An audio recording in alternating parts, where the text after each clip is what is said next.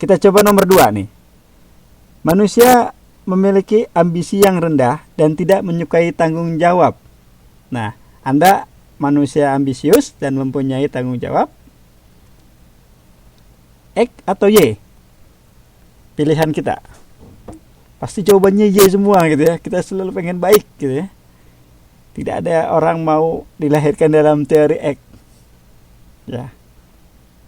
Tidak ada yang mau. Kemudian fokus pada kepentingan pribadi. Nah, ini sudah mulai berubah di sini nih.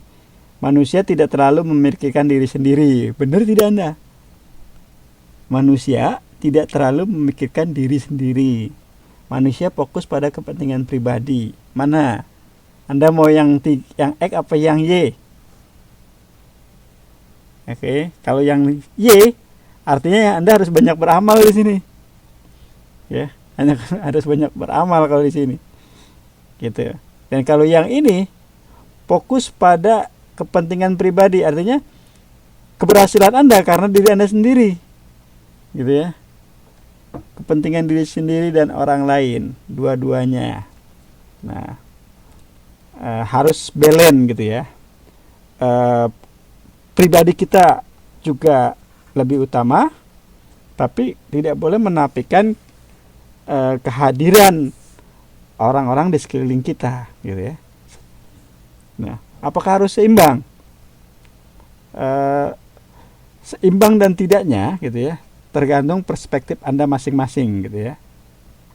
Nah, tergantung pendapat Anda masing-masing, gitu ya. Kalau merasa Anda saya sepertinya sudah cukup dengan memberikan sebagian penghasilan saya kepada badan amal atau badan sosial. Nah, sebagian gitu ya, sebagian kecil. Ada lagi sebagian saya memberikan sebagian besar hasil usaha saya kepada badan amal. Jadi ada yang sebagian kecil, ada yang sebagian besar. Nah, semuanya tergantung Anda masing-masing melihatnya. Ya, jadi ini tidak bisa dipaksakan. Oke. Nah, nomor 4, manusia anti perubahan atau sebaliknya, manusia mau berkontribusi dalam pertumbuhan bisnis dan perubahan. Nah, jadi tidak mungkin kita kalau yang ini gitu ya. Tidak mungkin kita zaman ya dulu mungkin zaman Anda SD gitu ya. SD mungkin sudah ada yang namanya komputer ya, zaman Anda SD.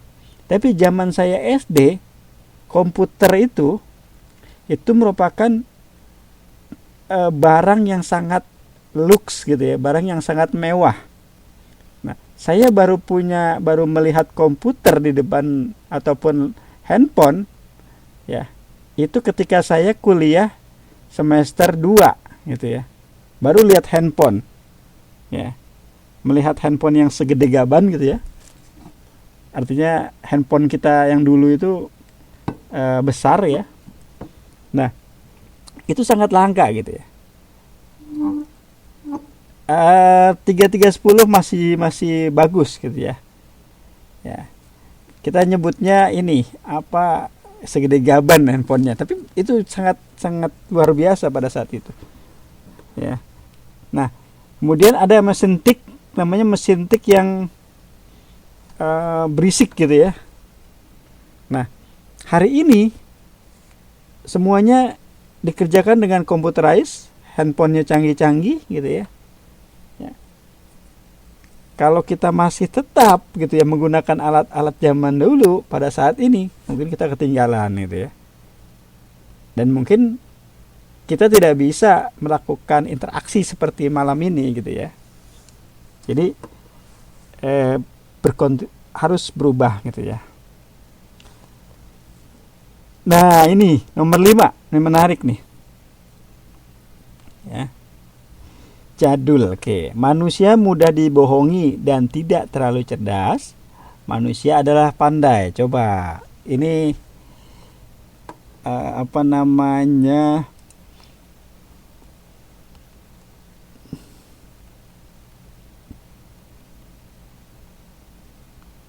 Ini ada pemberitahuan di web saya nih, ya. Jadi bagi Anda yang menggunakan apa namanya PDA gitu ya, ataupun itu lebih baik menggunakan headset gitu ya. Di handphone saya tadi kedengaran di sini, apa di tempat saya. Ini saya lagi buka cuma nggak bisa dari kemarin ini. Oke, saya lanjutkan lagi ya. Teori Y, manusia adalah pandai.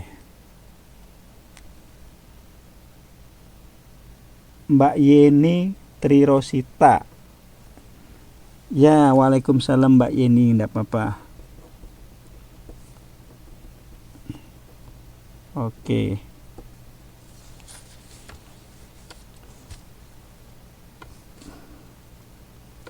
Oke. Ngurus pasien. Oke. Oke, kita lanjut ya. Kita lanjut. Nah, kalau yang tadi teori X dan Y, silahkan tanya pada diri Anda nih masuk yang mana ya, tapi tidak perlu dijawab. Tanya pada diri sendiri aja. Nah, ini Herzberg teori two factor teori ya. Jadi ada Herzberg ini kalau nanti Anda insya Allah selesai sampai tahap penulisan skripsi, teori-teori ini sering dipakai gitu ya. Jadi kalau kita menulis karya-karya ilmiah, ada namanya landasan teori. Nah, landasan teorinya ya seperti ini. Menurut teori apa Anda menulis gitu ya. Nah, salah satunya tadi ada Abraham Maslow, ada Taylor, ada Herzberg. Nah, ini Herzberg sekarang nih. Ya. Dan kepuasan kerja menurut Herzberg itu ada dua faktor. Faktor motivasi yang bersifat intrinsik dan faktor kondisi kerja. Ya. Jadi ada motivasi, ada kondisi kerja. Kita pengen motivasinya tadi kan adalah NTD yang banyak gitu ya. Tapi ternyata begitu sampai ke Taiwan, kondisi kerjanya gitu ya tidak memuaskan gitu ya, tapi malah mengecewakan gitu ya. Nah, itu bisa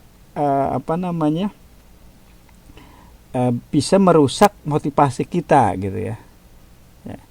Jadi kadang terbaliknya, motivasinya pengen dapat NTD yang besar, ternyata banyak potongan gitu ya. Kemudian gajinya sering dibayar terlambat.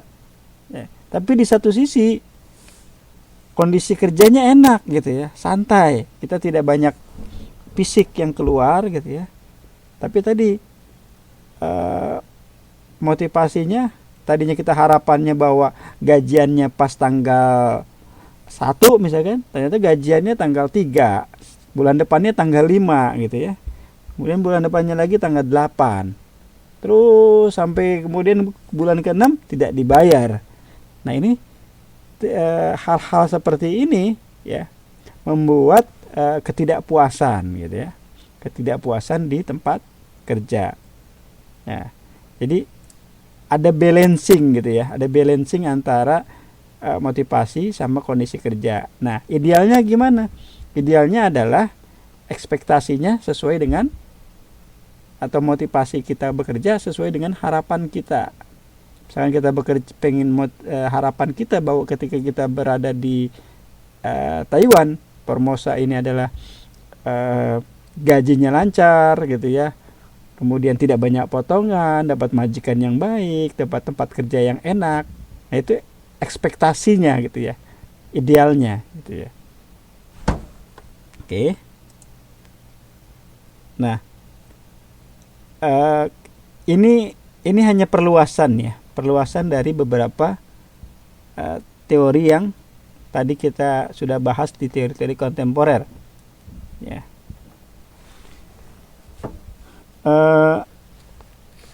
Silahkan kalau ini ya, ini ada namanya di di halaman 4.12 ya. Ya. ERG ini singkatan ya. E-nya itu eksistensi, ya. R-nya itu relativeness, ya. G-nya itu growth, ya. Need itu apa? Kebutuhan ya. Eksistensi. Nah, kebutuhan dasar manusia agar dapat bertahan. Tadi ini hampir sama dengan Maslow, ya. Kebutuhan atas makanan, air, pakaian, rumah, dan keamanan lingkungan. Kemudian ada relativeness, kebutuhan untuk menjalin hubungan interpersonal, ya, dengan kolega-koleganya gitu ya. Kemudian ada growth, keinginan intrinsik untuk mengembangkan diri, mengerjakan hal yang kreatif dan menjadi produktif. Ya, ini hampir sama dengan Abraham Maslow, tapi ada perbedaan di sini. Ya, ini perbedaannya. Ya. Perbedaannya itu silakan dilihat di halaman 4.13. Ya. Seseorang dapat memiliki lebih dari satu level kebutuhan secara bersamaan. Apabila kebutuhan yang levelnya lebih tinggi sulit dipenuhi, keinginan untuk memenuhi kebutuhannya yang levelnya lebih rendah akan meningkat. Nah, ini kita lihat gambarnya sekarang. Kita lihat gambarnya. Nah, ini. Ya. Nah, kebutuhan seseorang itu kadang berjalan bersamaan gitu ya. Tidak melalui hierarki seperti Maslow kalau menurut ini, tapi ketika kita kebutuhan kita yang tadi eksistensi itu sudah terpenuhi, pada saat bersamaan juga kita bisa masuk ke relativeness gitu ya. Tapi kalau tidak puas gitu ya, ternyata belum, relativeness-nya ternyata tidak cukup, maka kembali lagi gitu ya. Kalau lihat Anda gambar di sini ya, satisfaction of relativeness-nya ternyata kurang, maka kembali ke kebutuhan ini gitu ya, kebutuhan dasar gitu ya, atau kebutuhan yang paling penting dulu gitu ya. Mana yang lebih menguntungkan menurut Anda ya. Nah, biasanya gitu ya, yang dijadikan patokan adalah kebutuhan primer dulu gitu ya, kebutuhan utama ya, kebutuhan utama, baru masuk kebutuhan selanjutnya. Sehingga yang lebih populer adalah teori yang dipakai oleh Abraham Maslow, teori piramida gitu ya, teori piramida atau teori hierarki kebutuhan. Oke, sekunder dan tersier. Nah, ini lain lagi nih teorinya ya. Disebutnya teorinya McClellan ya, McClellan. Ini bacanya McClellan, theory of need ya, teori kebutuhannya McClellan ya. Teori ini berpendapat ya, karyawan memiliki cadangan energi potensial. Nah, bagaimana energi itu dilepaskan dan digunakan tergantung pada kekuatan dorongan, motivasi, dan situasi dan peluang yang tersedia. Oke. Nah, ada 3 ini ya, sebenarnya di sini ada 3. Need for achievement, kita sebutnya NH. Kemudian need for affiliation, afiliasi itu berhubungan ya, berhubungan, keterlibatan. Need for power, kebutuhan akan kekuasaan ya. Orang butuh akan prestasi, butuh akan afiliasi ya. Seolah-olah kalau tidak mempunyai afiliasi dengan tetangga, dengan teman gitu ya, dengan orang-orang yang satu ide, itu tidak bisa hidup, sehingga orang butuh. Kemudian ketika ini sudah ada semua, butuh lagi, namanya kekuasaan gitu ya.